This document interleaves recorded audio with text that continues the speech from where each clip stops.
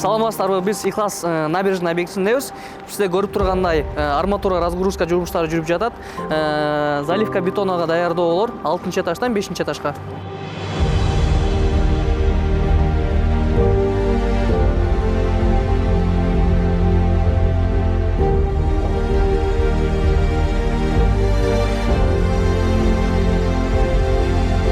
Азыркы учурда биз набережный объектисинин 6-этажында турабыз.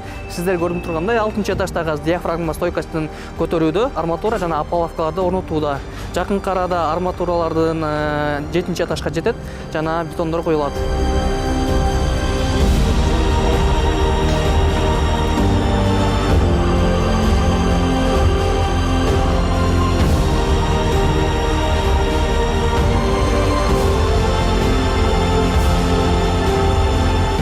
Набережный объектисинде акыркы 1 бөлмөлүү, 2 бөлмөлүү жана 3 бөлмөлүү батирлер калды. Алууга жетишиңиздер.